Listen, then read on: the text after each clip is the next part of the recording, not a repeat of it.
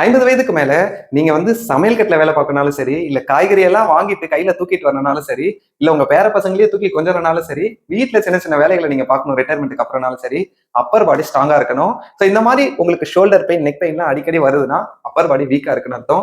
அதை ஸ்ட்ரென்தன் பண்றதுக்கு இப்ப நான் ஒரு 4 சிம்பிளான எக்ஸசைசஸ் சொல்ல போறேன். ஏன்னா நிறைய பேருக்கு எக்ஸசைஸ் பண்றதுக்கே நேரம் இருக்க மாட்டேங்குது. அட்லீஸ்ட் இந்த 4 எக்ஸசைஸையாவது அப்பப்போ பண்ணி பாருங்க. அதுல ஃபர்ஸ்ட் எக்ஸசைஸ், இந்த மாதிரி 2 கையை வால்ல வச்சுக்கணும். ஸோ வால்ல வச்சுட்டு அப்படியே கையை பெண்ட் பண்ணி கிட்ட போங்க, திருப்ப கையை புஷ் பண்ணி மேலே வாங்க. ஸோ வால் புஷ்அப்ஸ் இந்த மாதிரி 10 டைம்ஸ் பண்ணிட்டீங்கன்னா இந்த எக்ஸசைஸ் கம்ப்ளீட் ஆயிடும்.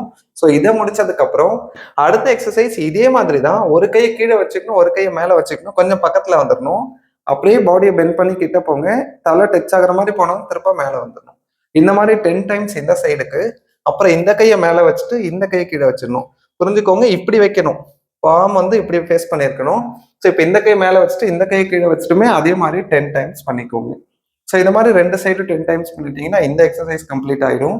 அடுத்தது அதே மாதிரி இப்படி சாஞ்சு நின்றுக்கோங்க, 2 கையையும் இப்படி புஷ் பண்ணிட்டு கொஞ்சம் பேக்கை வந்து தூக்கிக்கோங்க. இந்த 2 கையை மட்டும் அழுத்தி உடம்ப மேலே தூக்கணும். 1, மேலே தூக்க முடியலனாலும் பிரச்சனை இல்லை, தூக்குறதுக்கு ட்ரை பண்ணுங்க. ஸோ இந்த மாதிரி 2, 3 இந்த மாதிரி 10 டைம்ஸ் பண்ணிட்டீங்கன்னா இந்த எக்ஸசைஸ் கம்ப்ளீட் ஆயிடும். அடுத்தது இந்த மாதிரி ஒரு சிம்பிளான ஒரு சேர்ல, குறிப்பா ஆம்ரெஸ்ட் இருக்கணுங்க, ஸ்ட்ராங்கான சேரா போட்டுக்கோங்க. ஸோ போட்டுட்டு லேசா அப்படி எந்திரிப்போம் இல்லைங்களா, உட்காந்து எந்திரிக்குது அந்த மாதிரி இப்படி 1 திருப்ப உட்காந்துக்கோங்க, திருப்ப 2.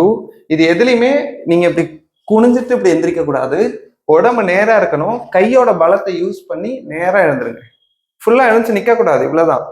இந்த மாதிரி 10 டைம்ஸ் கையோட ஸ்ட்ரென்த்லயே எழுந்து காலை பயன்படுத்தாம 10 டைம்ஸ் பண்ணிட்டீங்கன்னா இந்த எக்ஸசைஸ் கம்ப்ளீட் ஆயிடும்.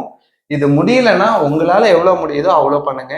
ஸோ முடிஞ்ச எக்ஸசைஸை மட்டும் பண்ணுங்க, முடியாத பண்ணி பெயின் வர வச்சுக்காதீங்க. ஸோ அவ்வளவுதாங்க. இந்த 4 எக்ஸசைசஸ் உங்களுக்கு டைம் கிடைக்கும்போது ட்ரை பண்ணி பாருங்க. மேலும் இந்த மாதிரி யூஸ்ஃபுல்லான வீடியோவோட உங்களை வந்து பாக்குறேன். தேங்க்யூ.